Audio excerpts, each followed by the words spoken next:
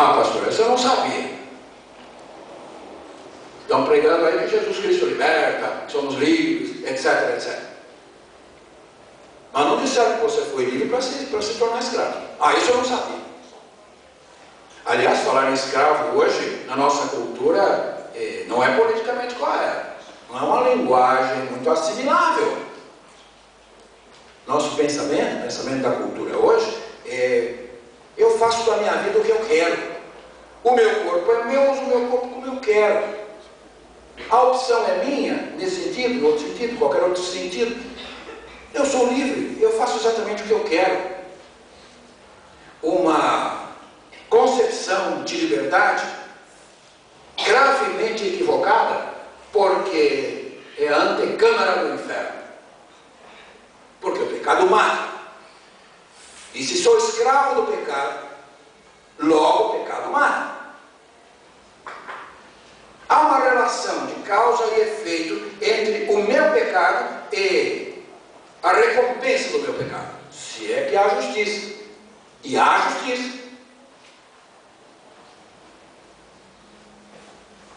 Então não se prega que nós precisamos realmente nos converter. Que nós precisamos realmente aceitar os termos de Deus. Que nós precisamos realmente deixar os nossos pecados e nos aproximar de Deus em humildade e confissão e arrependimento e mudança de vida. Porque se isso não acontecer, estamos simplesmente adotando uma religião como outra qualquer.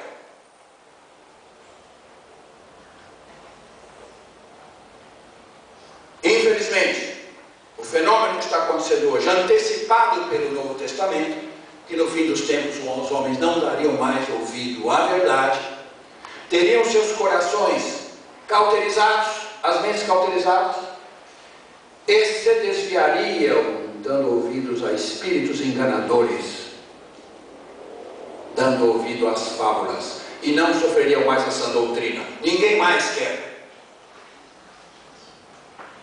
Percebam que hoje o evangelicalismo dos nossos tempos é uma forma adocicada, é uma forma híbrida de religiosidade com algum verniz de Bíblia, as pessoas fingindo que são de Deus.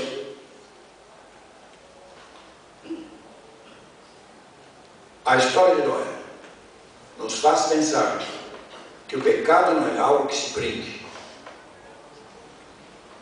Que o pecado mata, seja qual for a sua cor, se é que pecado tem cor.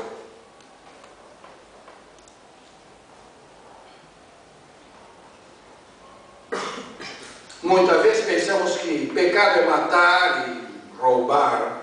Nunca matei, nunca roubei, então minha vida não é tão ruim assim. Não é assim que nós pensamos?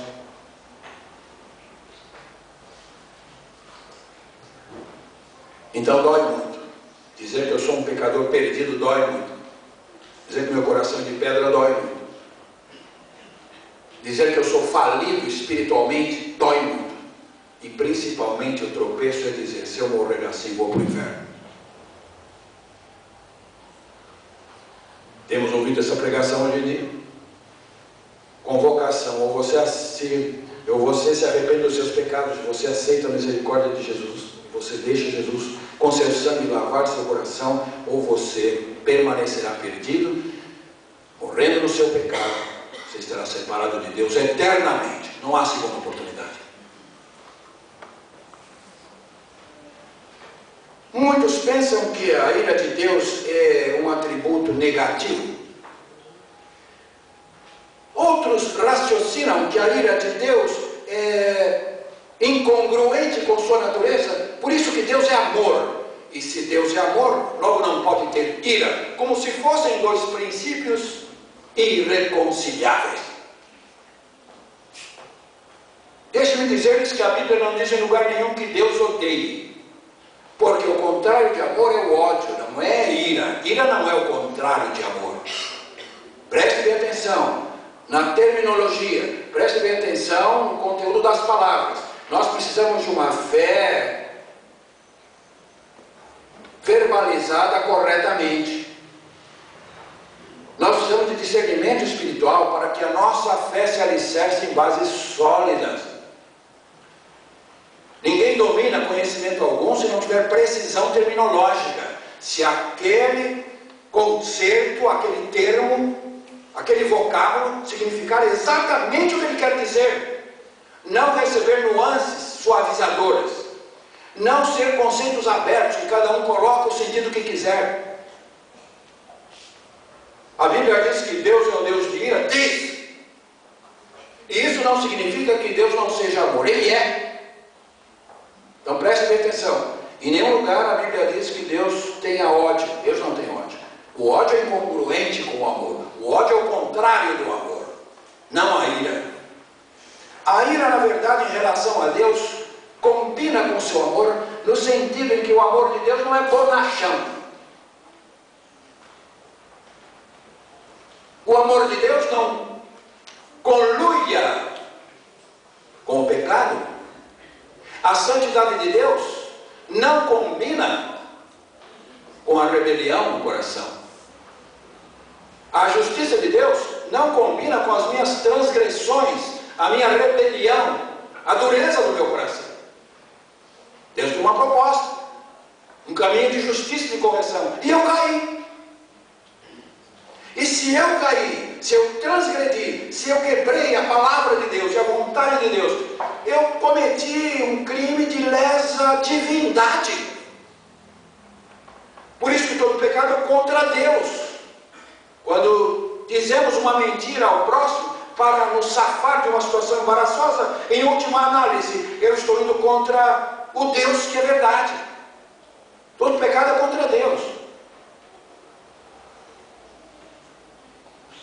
De modo que quando se diz que Deus tem ira, significa que Ele é implacável e zeloso com a sua natureza de santidade e de justiça.